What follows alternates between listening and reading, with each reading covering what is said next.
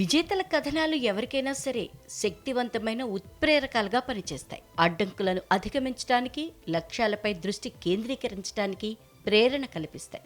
కష్టపడి పనిచేయటమే విజయం వెనుకున్న రహస్యమని స్పష్టంగా అర్థమయ్యేలా చేస్తాయి. యూపీఎస్సీలో ఉత్తీర్ణత సాధించటమే జీవిత లక్ష్యంగా పెట్టుకున్న ఒక యువకుడు ₹1,00,00,000 జీతమొచ్చే ఉద్యోగాన్ని కాదనుకున్నాడు. పట్టుదలగా చదివి తొలి ప్రయత్నంలోనే యూపీఎస్సీలో ఆల్ ఇండియా ర్యాంక్ సాధించాడు. కనిష్ కటారియాది అలాంటి ప్రయాణమే. తనది రాజస్థాన్లోని జైపూర్. ఐఐటి బాంబే నుండి కంప్యూటర్ సైన్స్లో పట్టభద్రుడయ్యాడు. అనంతరం దక్షిణ కొరియాలోని శాంసంగ్ కంపెనీలో ₹1,00,00,000 జీతంతో ఉద్యోగానికి ఆఫర్ వచ్చింది. వెంటనే సంస్థలో డేటా సైంటిస్టుగా చేరాడు. కొన్నేళ్ల తర్వాత కనిష్క్ భారత్కు తిరిగొచ్చాడు. బెంగళూరులోని అమెరికన్ స్టార్టప్లో ఉద్యోగం చేశాడు.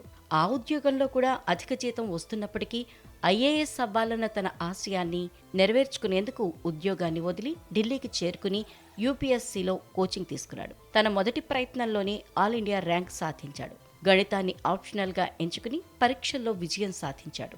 రాజస్థాన్కి చెందిన ఐఏఎస్ అధికారి అయిన తన తండ్రి సన్వర్మాల్ వర్మ నుండి కనిష్క్ ప్రేరణ పొందాడు. తండ్రి అడుగుజాడల్లో నడుస్తూ తన కలను సాకారం చేసుకున్నాడు. కనిష్క్ రాజస్థాన్లోని డిపార్ట్మెంట్ ఆఫ్ పర్సనల్ అండ్ ట్రైనింగ్లో జాయింట్ సెక్రటరీగా బాధ్యతలు స్వీకరించాడు. ప్రణాళిక ప్రకారం కష్టపడితే అనుకున్న లక్ష్యాన్ని చేరటం కష్టం కాదు అని కనిష్క్ సక్సెస్ స్టోరీ చూస్తే అర్థమవుతుంది.